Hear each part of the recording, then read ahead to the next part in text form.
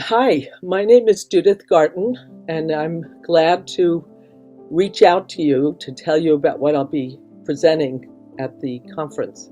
Uh, I have been involved in the pathwork since I'm really little, like 23 years old.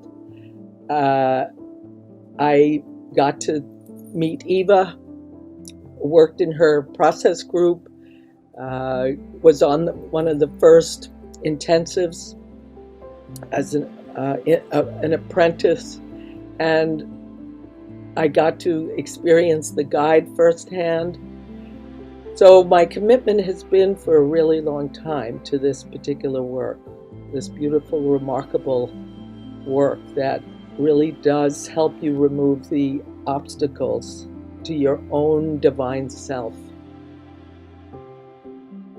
removing the untruths so that the truth shines out and the love comes forth. What I want to tell you is that when Eva died in 1979, it was quite a shock for us, even though we realized she was ill. But it had this feeling of not only had we lost Eva, but we lost the guide. So we thought we had this loss, that our channel to the spirit world and to all that knowledge and wisdom was gone. And when you have an emptiness like that, if you don't fill it with positivity, when there's a vacuum, if you don't have that positive energy going in, it ends up with a lot of negativity. So there was a lot of disillusionment and difficulties in competition, and we were lost for a while. And at that time, I felt called to go up to Phoenicia and take on the job as executive director of the New York Pathwork region and kind of fan the embers so that we can start again having a vibrant path. It was at that time we hadn't had a helpership development program for a while, so I began to work with my team to create one and hired Moira Shaw to do the curriculum. Now, unbeknownst to us, Moira had been having a series of dreams where Eva would come and guide her to look at the pathwork material, the lectures. In some ways, Moira was like one of those monks in the medieval times that would do the illuminated manuscripts and be focused on the details.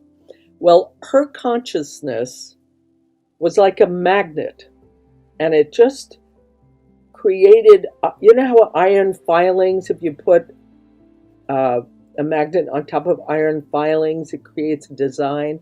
That's exactly what happened with the lectures. Moira began to see, and I will be presenting this, began to see that there was a whole map of the soul's journey, which we had never seen before. She saw certain distinctions that we never saw before, like the difference between emotional reaction and real feelings, and how to work with each of those in a different way.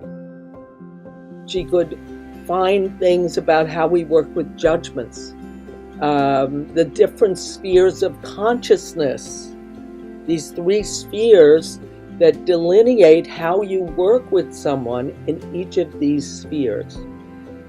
I mean, we did do our best in the early years. We were experimenting, we tried things, we were very influenced by the human potential movement, and we brought in a lot of that kind of work from Esalen, from the bioenergetics at that time, and yet we didn't fully get the deeper level. And maybe we weren't supposed to. You know, as you grow, more wisdom comes to you. You see things in a different way. At any rate, I look forward to sharing these things and sharing with you how I have taken this out to the marketplace or the public square, let's call it that, because I've taught people who are as far-ranging as the Hutus and Tutsis in Rwanda, to drug addicts in East New York, to the CEOs of the Harvard School of Business. And they get it, which is quite an amazing experience.